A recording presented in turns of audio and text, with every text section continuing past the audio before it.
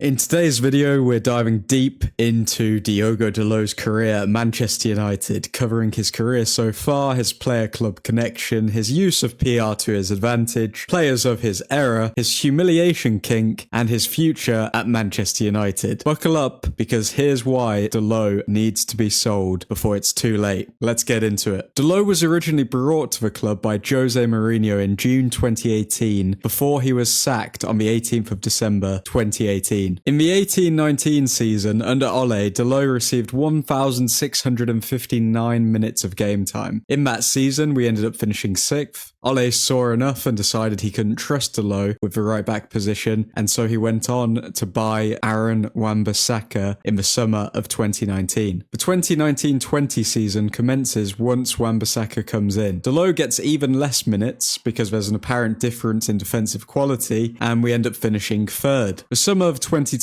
comes around, and Dalot is loaned out to AC Milan, as Ole knew he wasn't going to get game time over Wan-Bissaka, who, by the way, is only a few months older than Dalot. We go on in that season to finish 2nd. The summer of 2021 approaches, and Dalot's season-long loan move at AC Milan is over. Some say he impressed while on loan, he rejoins the team and isn't played at the start of the season again, but then gets his chance against Young Boys, where he was forced to come on because Wan-Bissaka received a red card. When he did come on, he produced these highlights. Gets put into a one-on-one situation and completely shizzes himself. Turns his head expecting somebody else to come in and make the challenge for him before realising that he's a fullback and it's his responsibility. At this point, it's too late as the winger has had ample time to find the cross. What is this body position, by the way? And it results in Young Boys being inches away from equalising almost instantly after Dalot comes on. Then Dalot has to defend on the near post where the player gets away from him and is inches away from getting a shot on goal. And if it weren't for Varane blocking the cross, we could have very well conceded. Varane even gestures for Dalot to stay switched on by pointing to his head. There was also this from Dalot. When he was panicking in the box, he directly clears it to a Young Boys player when there's 4 better options right next to him, which then leads to another dangerous opportunity that could have led us to concede. Ole saw this defensive masterclass from Dalot and then gave him minutes sparingly until he was sacked on the 20th of November 2021. Ralf Rangnick then comes in and gives Dalot a whole bunch of minutes, which started well, but then towards the end of the season, we were conceding goals for fun. The summer of 2022, Ten Hag is appointed. There's conversations over who would start, Wan-Bissaka or Dalot. However, he starts the season off with Dalot. We go on to lose 2-1 to Brighton and 4-0 to Brentford. Wan-Bissaka then picks up a back injury, which sits him out until the end of December. Our results are mixed during this period, but Dalot shows he may be turning a corner in his career, showing he can actually offer something to the side as he's a part of a winning team. Until Wan-Bissaka comes back into the side and the difference in defensive abilities is apparent. When Wan-Bissaka returned, we conceded 10 goals in the 18 matches he started in comparison to 16 goals in 12 matches where Dalot started. There's a reason that towards the end of the season, Wan-Bissaka was getting more game time than Dalot. And before you think it was because of something else, no, Dalot was not injured. That boy got benched. And nothing made Dalot's defensive incapabilities more apparent than the EFL Cup final in the 2022-23 season. A few minutes in, he let a ball go right past him to St. Maximin, and he then proceeded to get turned inside out by him, which could have resulted in us conceding straight away. But don't worry, he was there to give De Gea a high five, because that makes up for mistakes on the pitch, right? Dalot also grabbed a yellow card in the 9th minute, and despite us being 2-0 up at half-time, Ten Hag opted to sub Wan-Bissaka on, because he can see that Dalot is out of his element. We go on to not concede and win the cup. As mentioned, Wan-Bissaka goes on to start the majority of the games for the remainder of the season, and we end up finishing 3rd. 2023-24 season. Dalot is now the apparent favourite for the right-back position due to a number of factors. One being Ten Hag's style of play, wanting to clearly play out from the back, made apparent with signings such as Onana. Naturally, everyone knew that Ten Hag would opt for Dalot due to his ability to get further further forward, whereas that always was a weak point of Wan-Bissaka's game. Not to mention Wan-Bissaka also picked up a few injuries along the way, which meant he wasn't available for selection. Long story short, Dalot plays almost all of our games that season and we finish 8th in the league. Wan-Bissaka is sold in the summer of 2024, making Dalot our starting right back, which brings us to the 2024-25 season. Obviously, due to the injuries on our left-hand side, Dalot has been playing as a left back. I've already gone into detail on the numerous defensive mistakes he's made this season in another video, as you can see here. So if you want to check that out, I've put the link in the description. Dalot has started this season playing more minutes than he ever has for United, and we are, drumroll please,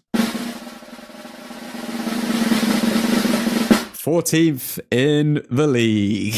Player and club connection. You know, here at Old Truthford, we like to go in depth with our analysis. So I thought I would make a little chart going over Dalot's game time at Manchester United and compare it with our league position. Let's have a look. League finishes in comparison to Dalot's minutes. 18-19 season, 1,659 minutes, finished 6th. 19-20 season, 578 minutes, finished 3rd. 20-21 season, 0 minutes, finished 2nd. 21-22 season, 2,330 minutes, finished 6th. 22-23 season, 3,245 minutes, finished 3rd. 23-24 season, 4,300 minutes, finished 8th. 24-25 season, 1,200 minutes, currently 14th. Is anyone else seeing the trend that I'm seeing? Despite the 22-23 season being an anomaly because it was Ten Hag's first season, the more Dalot plays for us, the worse we finish in the league. Coincidence? I think not. People will call me biased. People will call me crazy. This man needs to be sold. Needs to be sold. He wasn't good enough when Ole inherited him from Jose Mourinho, and he isn't good enough now. Sell him while we can actually get some money for him before it's too late. PR and passion merchant. Diogo Dalot on competition for places. If you want to be at the highest level of football, you have to be prepared for that. I've been fortunate enough to have been through every stage at this club. Playing, being injured, not being selected by the manager, playing every game. The only times you have ever played every game in a United shirt, Dalot, was under Ranić, and when there were no other players available due to injury. How are you going to try and make not being selected by the manager sound like a good trait? And what do you mean you were fortunate? You didn't get picked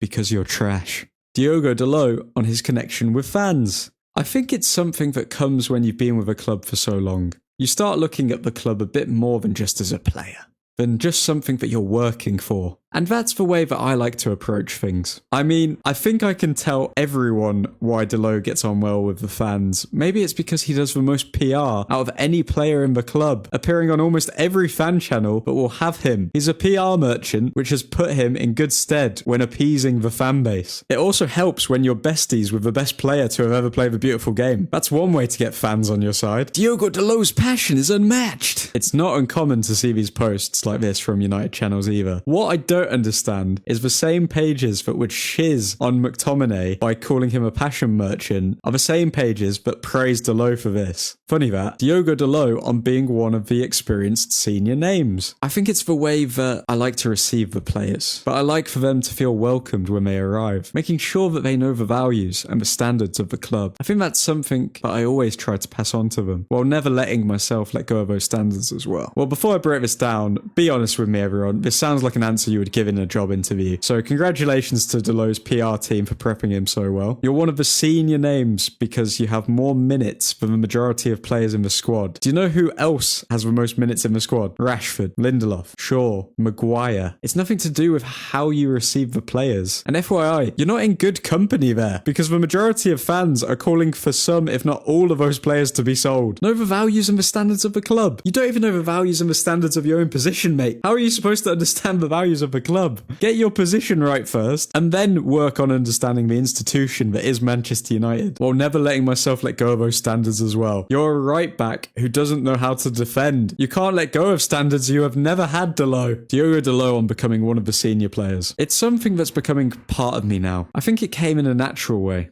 I don't force it. I just feel that being here for this long brings me experience at the club. You have experience in failure, Dalot. Not to sound too Jose Mourinho there. If we actually had competition for the fullback spots and people weren't injured, the truth is Mazraoui would start over you. You're a senior player by default. Era's gone by. 2 players now remain from Jose Mourinho's signings. Victor Lindelof and Diogo Dalot. In my opinion, they both need to be moved on in this summer. Lindelof maybe can do a job as a 4th or 5th choice centre-back, but let's be safe. Let's not be sorry. Ineos, fix this mess and sell them now. I beg of you. If everything I've summarised and shown you isn't enough, I've got more. A lot of people would argue that under Ten Hag, we have suffered some of our biggest and most embarrassing defeats. And when I looked back on these defeats, I noticed they all had one similarity. Comfortable with humiliation. Liverpool vs Man United, 7-0. Dalot starts. Crystal Palace v Man United, 4-0. Dalot starts. Man United v Tottenham, 3-0. Dalot starts. Man United v Bournemouth, 0-3. Dalot starts. Brentford vs Man United,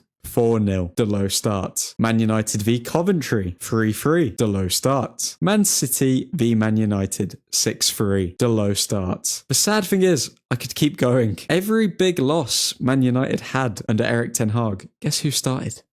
That's right.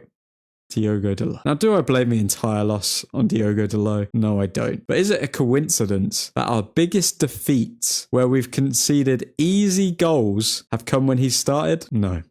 It's not. The future. Having said all of this, there is still a shred of hope for Dalot yet. With Ruben Amorim now coming in as head coach, we know he likes to play a 3-4-3. Should he opt to play in this formation, Dalot wouldn't necessarily have to play as a right back anymore. He would be a wing back, which means he will have more freedom to get further forward and have less defensive responsibility. Hiring Amorim may have just saved Dalot's career at Manchester United. Not to mention, ever since it was announced that Amorim is joining Manchester United, Dalot has been twerking for him. Listen to this from Diogo Dalot. Diogo Dalot on Ruben Amorim. He is a fantastic coach and knows what he wants. Very demanding is what I can expect. It's a perfect match for a club like this. He has high standards and I hope it can be a good match. I hope we can win together. PR word salad, which doesn't really have substance, knows what he wants. I think all coaches know what they want. The important thing is that the players like you actually deliver on that. The Premier League suits people from Portugal. We have a culture of constantly trying to improve ourselves as we come from a small country. I really hope that is one more case. I am really excited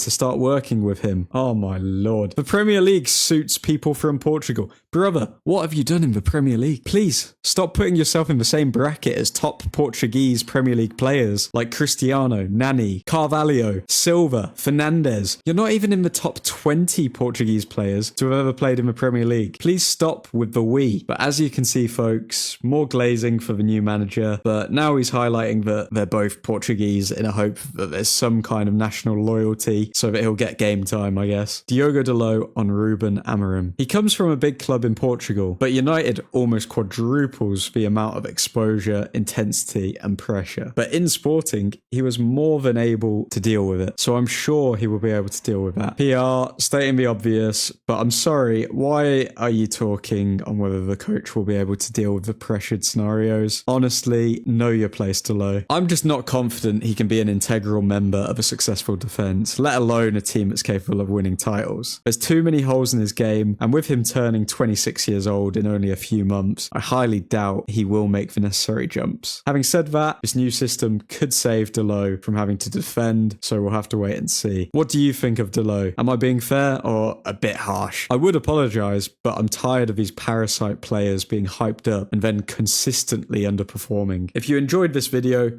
subscribe, drop a like. Really appreciate you tuning in, and Godspeed.